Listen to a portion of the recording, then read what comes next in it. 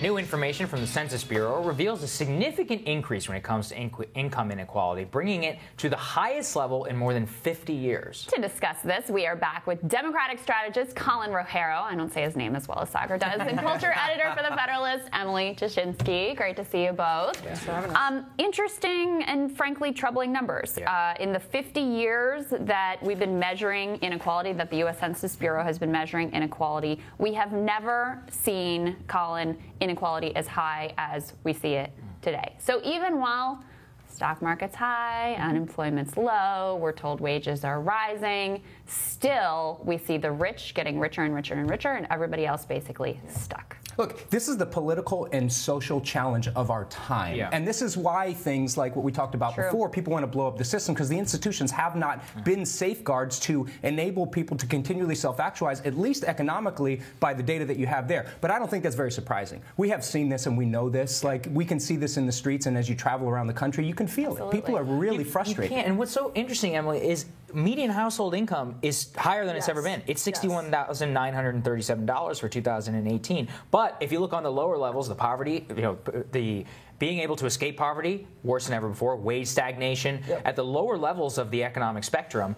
there is just no way in order to escape that. And that tells you something very structural about the American economy. It tells you something very structural. I do think it's big news that you have the rising tide and you still have the median household income increasing, although it's increasing less. Well, and if you account for inflation, it's basically the same as it was 20 years ago. This is such an interesting prism through which to view what we just talked about, like distrust in media. And I'm telling you, so much distrust in media comes from they see coastal elitism, and that is like become a cliche, and like it's used a lot on the right, but it actually does have a lot to do with what people might not register internally as income equality, but that's very much present. It's economic clustering, and that's what it is. It's economic clustering in the coasts, and that is where, if you look at the stratospheric income rises, it's in the coast, and these also have their own cultural norms which surround people who make this type of money and what they do and what they think and what they read. But even within those coastal cities that are doing so well, there's two classes, right? You've got the people who are being served, who have their every whim met 24 hours a day and SoulCycle and all these things,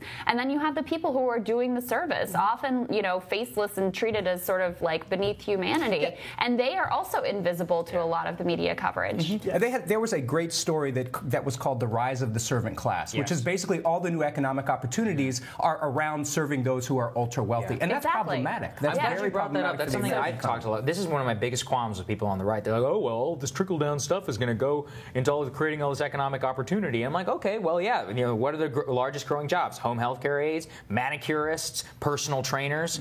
I'm not saying these are bad jobs, but they don't have particularly good health care. A lot of them is contract work. They don't have a lot of stability. They're not necessarily. They're not able to unionize. They're very transient jobs which go across. So yeah, they're making money, but there's no structural security there in which you could be able to raise a family. Look, I think we have seen, for the last 50 years, trickle-down economics applied on the state level, applied on the federal level, and it fundamentally doesn't work. Right? I mean, these are the details that show it does not. Here's where the monopoly piece really comes into. Right. When Amazon owns everything, workers don't have any options, right? You don't have another choice but to work in the warehouse for Amazon or be their minions or the equivalent, or whether it's Walmart or whatever. The bigger these companies get, the more that they pervade every aspect of our lives, the less choice and power that workers fundamentally have in the marketplace. Well, I mean, a great place to watch for how this could expand is the tech industry. And it's frankly kind of scary to see how a company like Facebook or Google, I mean, they are what they are right now, but what will they be in 5 to 10 years? And how many people will they employ in 5 to 10 years?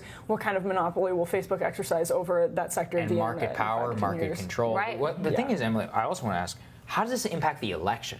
Because to me, this tells me this is the exact same election as 2008, the exact same election as 2016, is that this growing income inequality, it's the same thing we were talking about last time, is a huge structural flaw that Americans see within the system. That does not help establishment candidates. That's why somebody like a Joe Biden, who is running and telling a room full of Wall Street donors nothing is going to fundamentally change. Look at these numbers. That's an insane message. You cannot have, we will not have a neoliberal 47% candidate. No, it just will not happen. And if we do, I mean, the only thing that could, if there's this like appetite for normalcy that can swing states like Pennsylvania, Ohio, or Michigan, I can see it happening in that case if Trump just looks too chaotic and there's just an interest in normalcy. But man, this is bad news for Joe Biden. Yes. Very bad. Well, and you look at a candidate like Andrew Yang, who, you know, a recent poll had him at 8%. When he first started running, Washington Post wrote an article that said random man runs for president. And yet now, I mean, because he is actually focused on this problem, whether you like his particular solution or not, at least he's correctly identified the problem